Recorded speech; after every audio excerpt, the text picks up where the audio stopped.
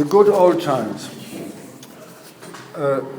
Before the invention of PowerPoint, I found this, I like it. This is a different way of working, meaning you don't have the presentation there, but you actually work on this.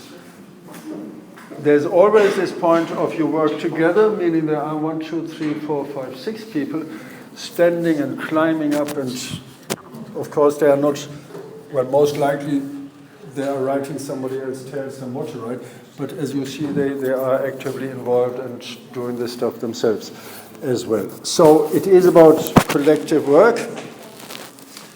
This is about economics, and it is about common pool resources and public goods and private goods and all this. We never are really on our own, and this is of course the case as well if we do use, as we do it today, PowerPoint. Having talked about inflation, I said the purchasing power is increasing or decreasing, depending if we have on inflation or deflation, meaning this brings us to the point at what do we really have in our basket.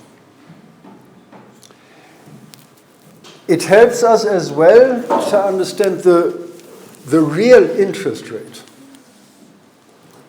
Because of course we have again this one figure of an interest rate. Let's just put out a figure, it's 5%. But of course it matters not only as interest rate, but as well in terms of, or in relation to the goods we can buy, meaning to the purchasing power we have. So in this way it is important to understand what we had been talking before, meaning the inflation rate, inflation and deflation. Now, in a way, at least it had been a surprise for economists, and it's a funny way of how economists sometimes work. They just look at figures, and then they find something, and they say, oh, wow, we didn't expect this. And this happened to Mr. Phillips. I think he looked at the figures over 100 years and calculated, for whatever reason he started, I don't know, calculated the inflation and the employment. And he found something that surprised everybody. Nobody expected this, namely that increased inflation goes hand in hand, occurs at the same time as increased employment. Nobody expected this. And so they looked then into theoretical issues and try to understand what is actually happening there. So first you have the empirical data, there is this connection between the two, and then you start thinking about what is actually happening there. And this is usually ending up in a dispute between different theories, and actually as well in some contestation of the empirical data. The one thing is, it may be contested if this was correctly measured, if it was the same reference point, if redefinitions of unemployment, for instance, took place. The other thing is, and this is what happened with Phillips, that people say, okay, it's fine, over 100 years, but 100 years is a short period of time. If you go and prolong this, you will find different results, and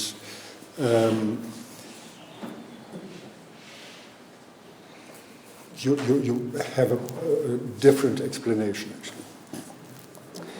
So what actually had been said, and had been said, I say, because the Phillips curve is not relevant anymore, is not considered to be relevant anymore, is that the expected price increase, inflation, you think prices go up, allows to pay higher wages. Because you don't pay the real value, but there you see the difference, the importance of the difference. You pay in terms of the supposed value of money. And the supposed value of money is what is written, not what is written on the paper, but what you get for it. So in this way, people said, okay, prices increase, we have more money, and we can now pay more people in employment. The question then is really, and this is one of the theoretical disputes about this Phillips curve, the question is it about more people in actual employment, getting people out of the unemployed? Is it increasing the labor force, meaning getting more people into the labor force? Or is it about actually employing higher wages? These are three completely different things. In the balance, on the balance sheet, you would have paying more for V, paying more for variable capital, paying more wages. But it is an open question where these wages actually go. Do they go to individual workers, increasing their wages, or does it mean employing more people? Then, of course, you have the question of government money playing a role as well. Is it, if you have the labor force, that people are getting into the labor force in expectation of getting a job, but they would be unemployed, meaning possibly government pays the unemployment benefit? Or is it getting people really into employment, meaning getting people into a job? As I said, we shouldn't bother too much about it. It's kind of common knowledge. Phillips curve exists, and it is kind of common knowledge today, at least amongst most of the economists, that the Phillips curve doesn't really play a role anymore. It's not considered to be relevant, not least in terms of a policy instrument.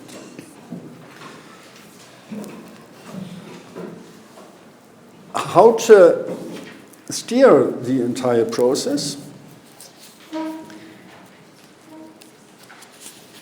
One moment is the interest rate. It is linked to the different monetary aggregates, meaning you can make money easily available, or you can withhold money. This is about the three monetary aggregates, meaning M1, M2, M3.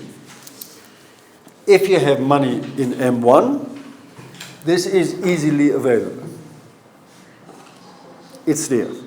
If you have money in M3, in principle it is available, but not really. So what the central bank does, it shifts the money and says we decrease M3,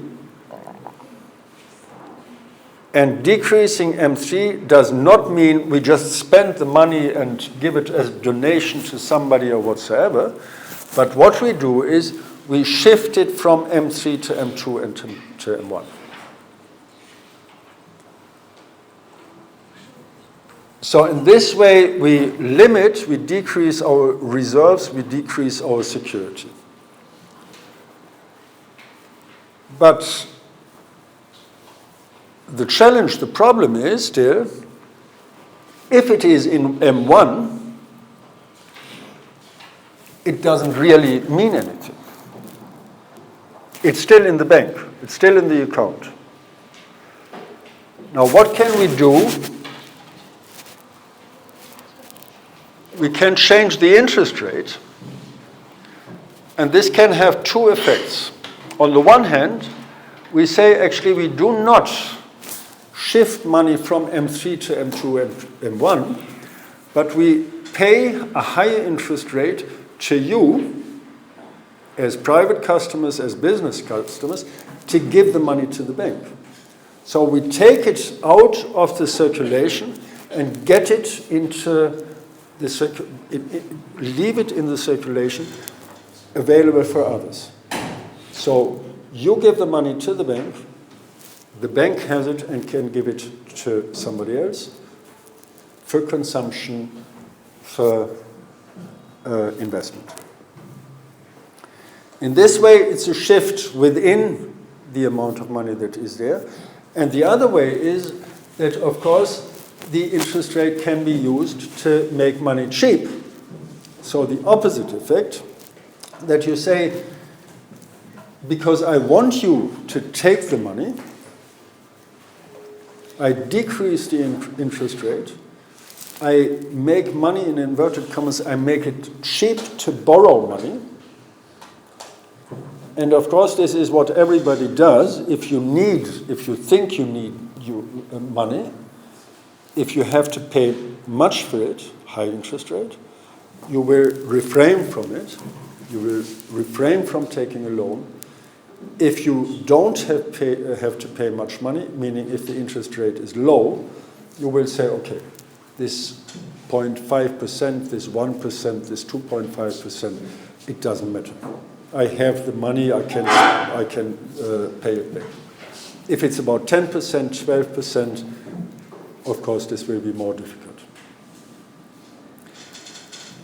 A general point on the interest rate, having talked about the good old times before we invented PowerPoint, the drawing you found, the woodcut actually, you found on the first slide, the introduction from today, was not about the good old times, but about the bad old times. Usury. Meaning, you can lend money, in theory, and you say, you want the money? Okay, you can get it, 60%. Oops. This is usury. This is actually, today, in most constituencies, it's not allowed. There is a limit to the interest rate, wherever it is set, and anything that goes beyond, that goes above it, is considered to be illegal. You still find it on private markets, but it limits at least the official interest rate, where a bank cannot say, okay, there are so many customers, they want money, we just go wherever we want with the interest rate. The interest rate of individual banks is to some extent a market decision, but at the same time it is linked to the interest rate set by the central bank. Now, interest, it is the payment made to the borrower of money. You borrow me the money as bank, and I know you won't do it because I'm a nice person or because they think he really needs the money, but they do it because they want to have a return on this. So this is the interest. Nice calculation again. The interest rate, as I said, by and large defined by the central bank. The initial balance, meaning where you start, the amount of money at the beginning, the time elapsed. You borrow the money for 1 month, for 1 year, or for 20 years, the loans, and then the frequency of applying the interest. meaning you can have it monthly, you can have it annually. This is important. It's actually very important when it comes to investment, business, but as well when it comes to private loans for different things. If you buy, I don't know what, a small item, smallish item, and you want to have money for 6 months,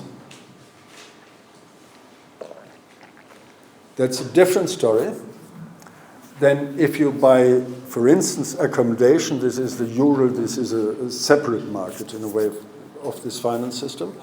You get a loan over 25 years that you can start now, well, you still have a little bit of time. You buy accommodation, you pay off the loan, and then you go to your children at some stage and say, this is yours. There is no money, you don't have to pay any money. It's simply yours. The entire loan is paid off. And I say it in this way because in many cases, in many countries, it is actually this way that reaching the end of your life, you are able to say this. You paid off the loan. It takes really a very long time, and of course it depends as well on the kind of traditions of different countries.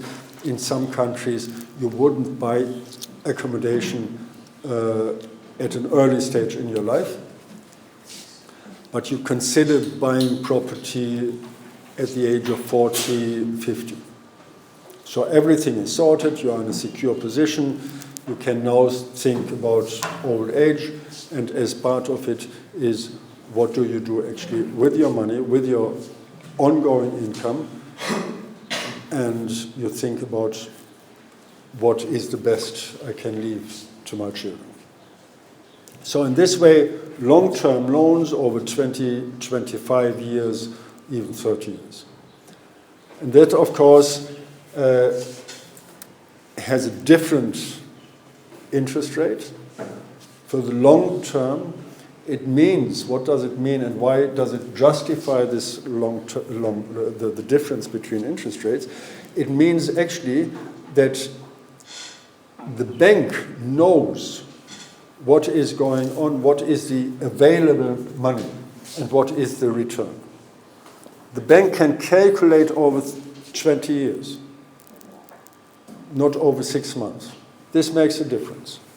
And this is why actually they say we set different interest rates for the, or linked to the time you get for which you get a loan.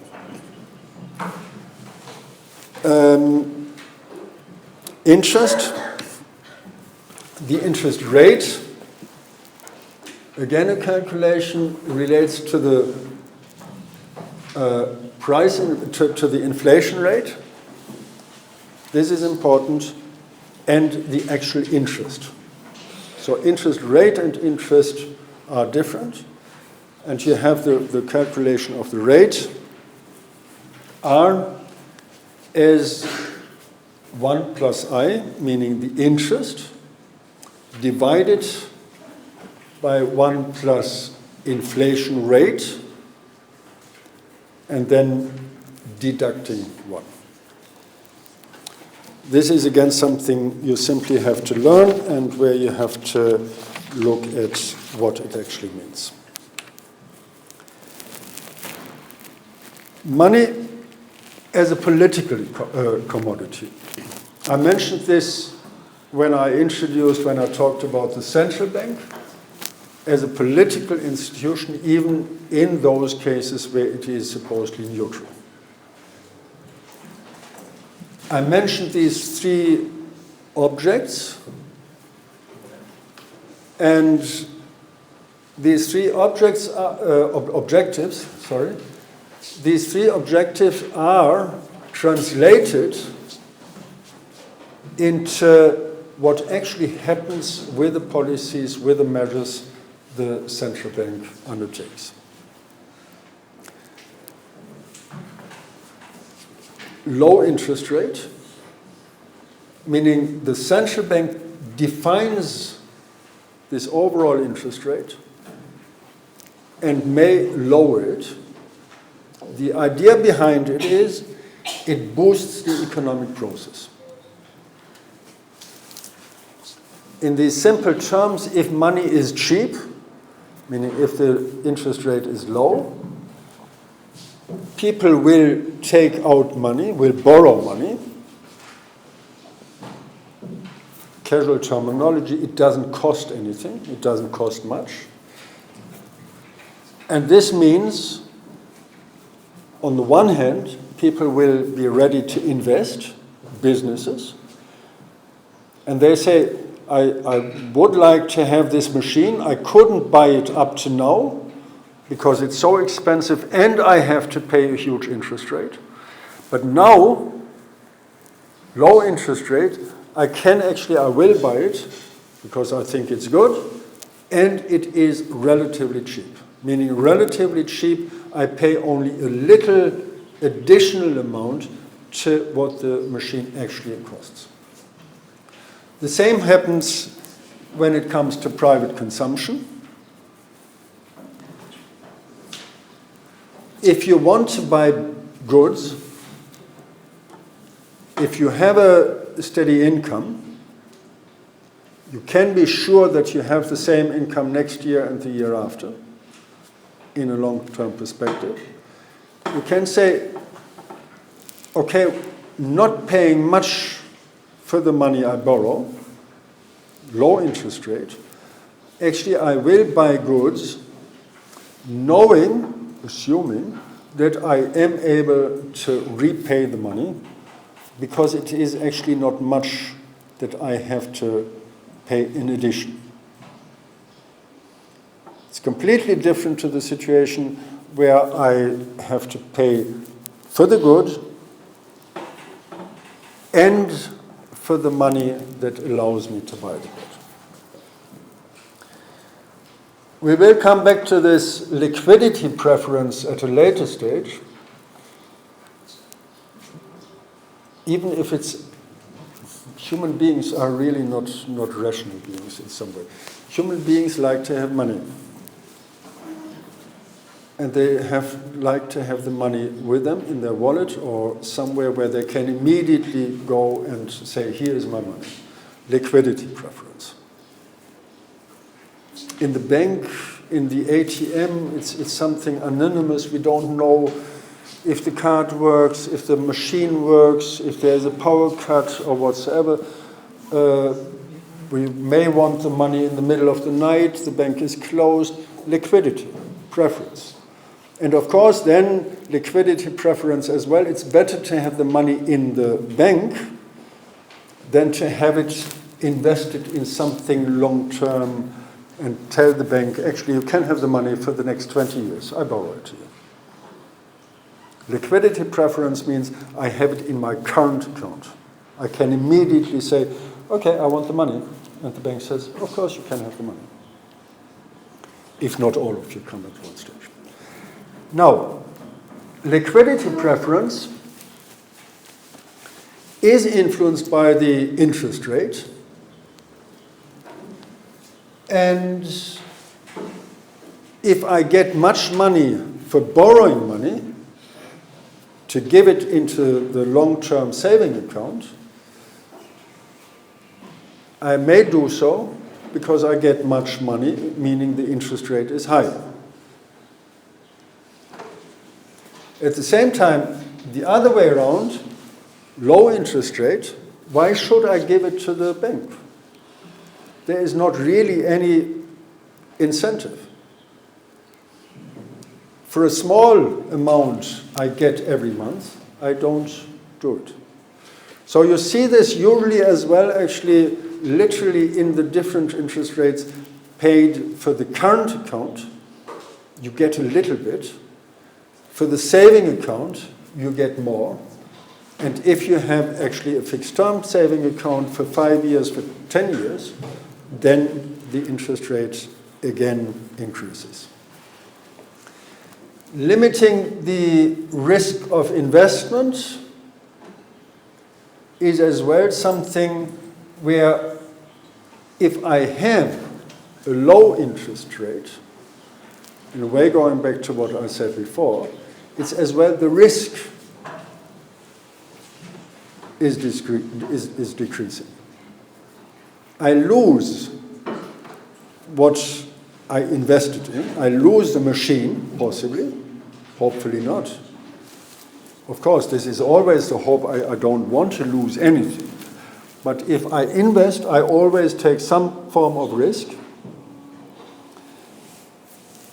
If I pay a low interest rate, as simple as that, the risk is relatively small, meaning it's only, in the extreme case of a zero interest rate, it's only losing what I invested. It's only losing the machine.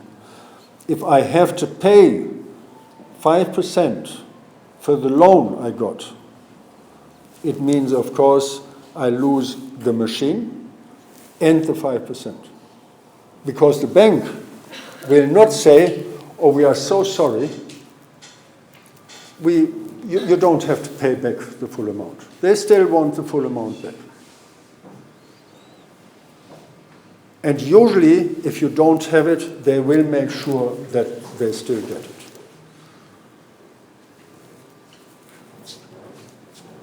Meaning you have to sell other goods you may have.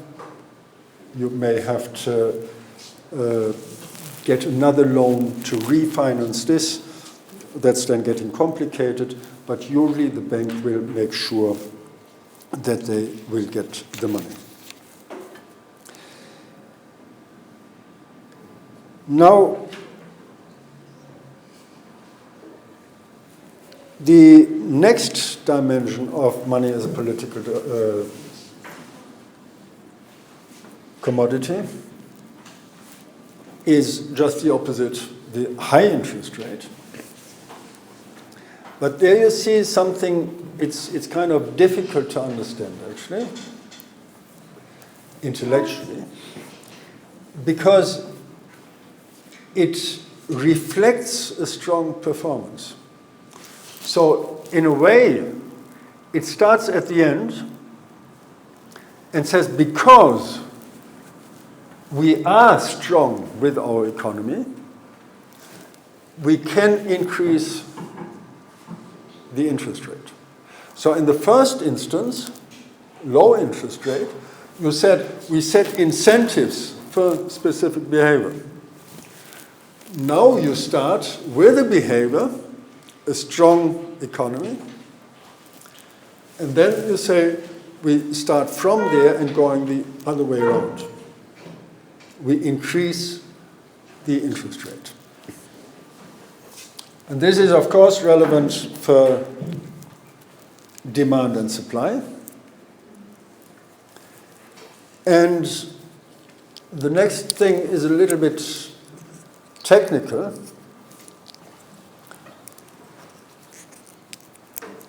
We have to pay taxes, and we have to pay taxes for more or less everything. And nobody wants to pay taxes.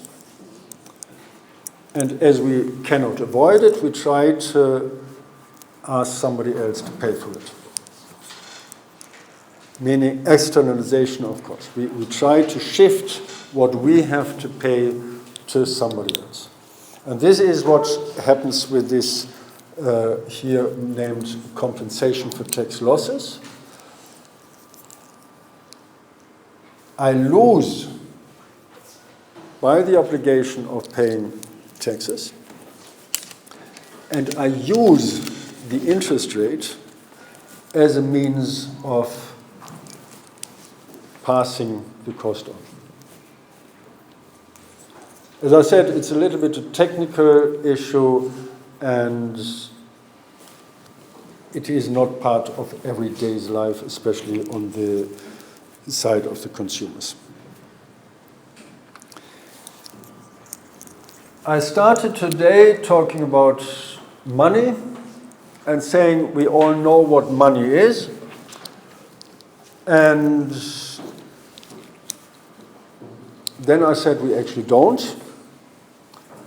money is more complex than the coins and the paper we have in the pocket and what we have immediately into our current account. Now there is another important difference. In everyday's language, we take money and capital usually as interchangeable. And this is wrong. Money does not equal capital. There's actually a huge difference which we have to take into account, which we have to be aware of. The money is, you can link it in some way. The money is the use value. We can immediately pay something, we get something we use on the market. Capital is money, and it is money in terms of we invest it into something with which we want to make more money. So in this way, capital is a financial resource. In this way, it is usually money. But it is a resource that is used for investing with the aim, with the objective of getting a return. Investment in order to achieve a return is the one straightforward thing. And then invested monies that are expected to bring return, and this is more the side of the financial market. You invest not into goods, not into machines, not into labor power or whatsoever, but you invest into financial instruments. You invest into stocks, being part of an enterprise, or representing, of course, part of the enterprise, but you do not get the money from the actual work in this enterprise, from the actual production, but you get it from the performance on the market, on the value that is represented on the market. So this is a difference. It's a different level of abstractions, but you have to be aware of it.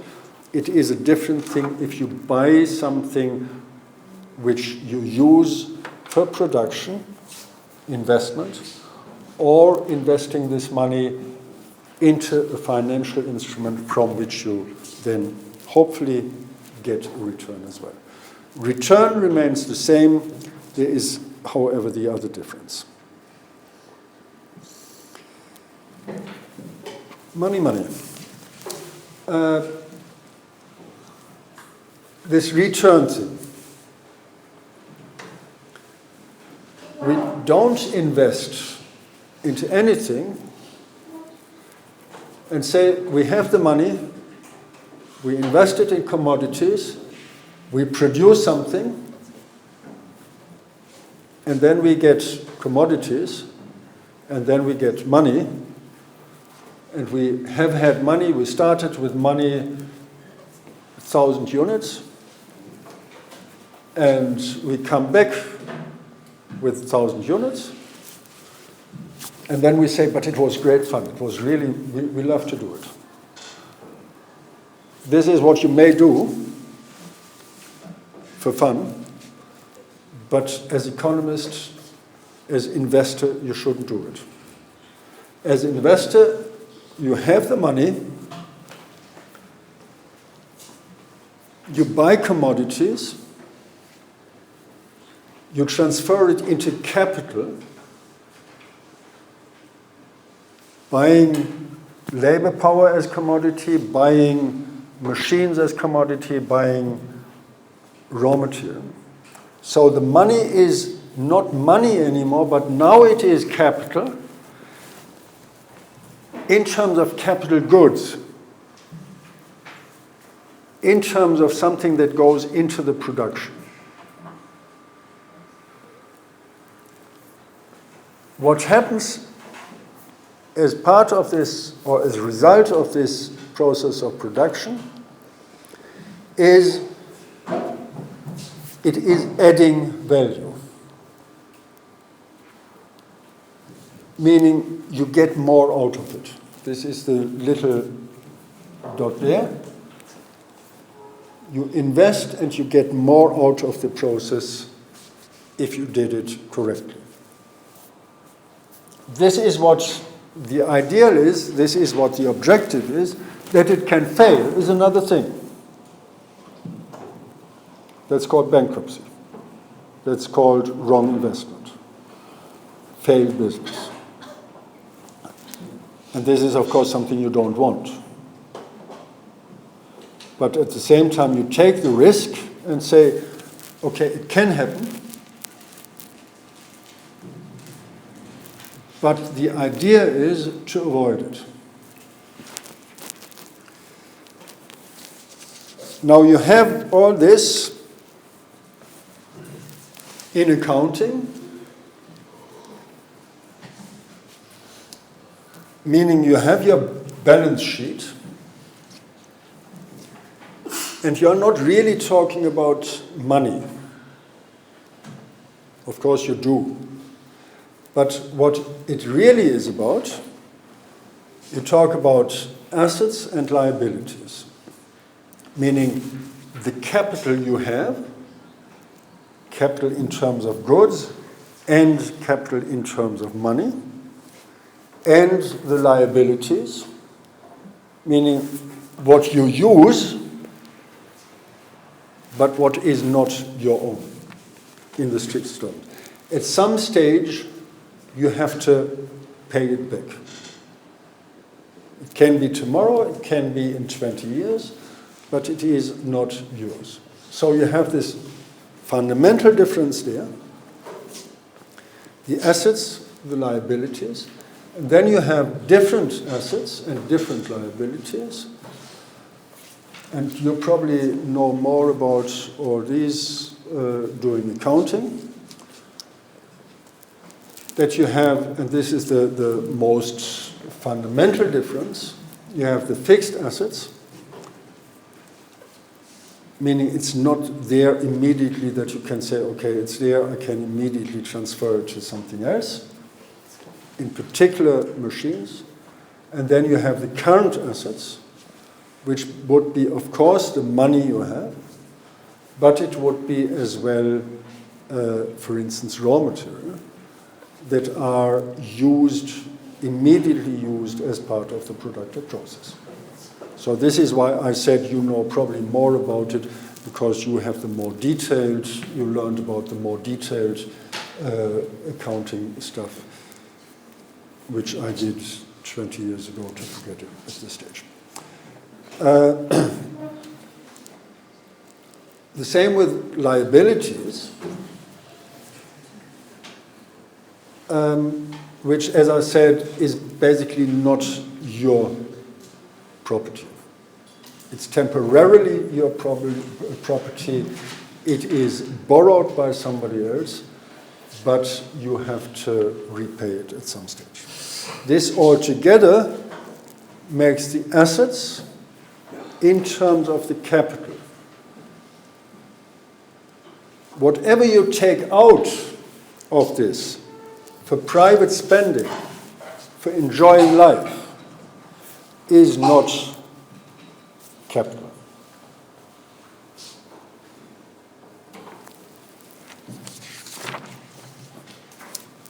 This is important to keep in mind.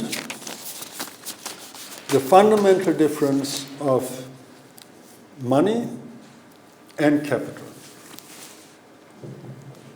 If you are a very rich person, it does not mean that you own capital. This is actually a hugely difficult question when it comes to social issues, to social discussion on social class. You may have people with capital, they don't really own anything. They own their little motorbike with a little trailer. In terms of capital, they are the same, or in terms of the link to capital, they are the same as, I don't know which company, Microsoft or Volvo or whatsoever, who have so much capital that something like this little motorbike with a trailer wouldn't even show up if it's lost. Nobody would mention it. It's such a small, small part of it. But in terms of capital, they are the same. So this is an important difference, and then we come actually to the different kinds of capital, because this is important as well to say capital does not equal capital.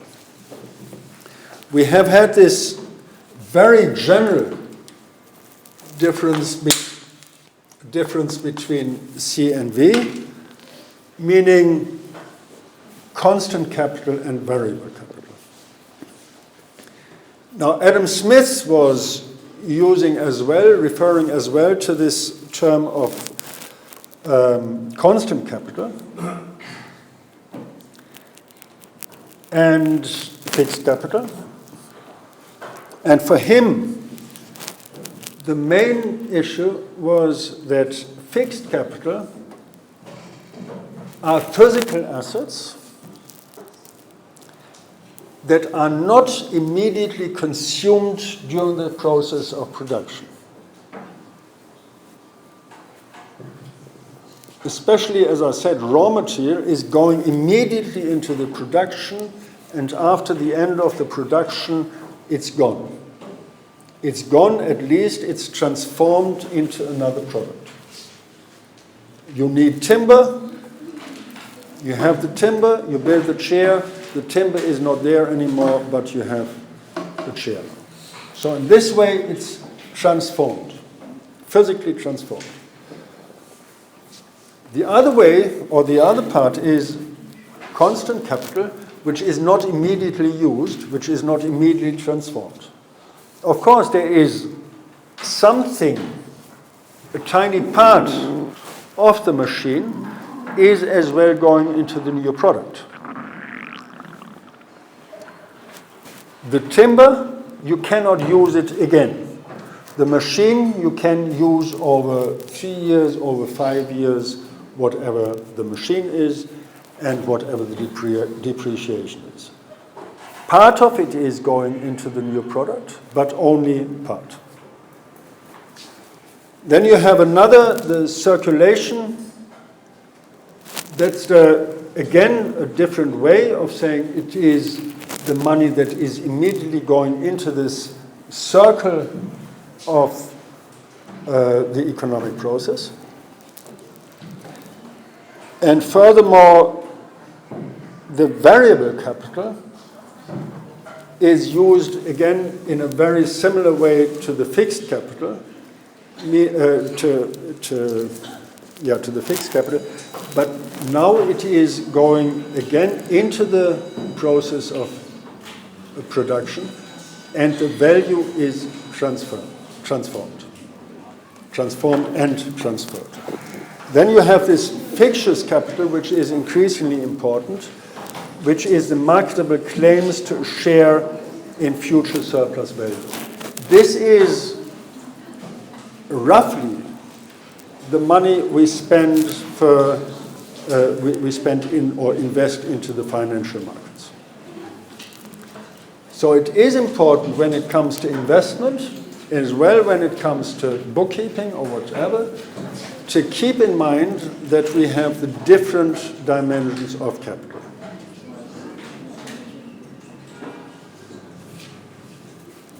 This means as well that it defines or is hugely influential on profitability and productivity.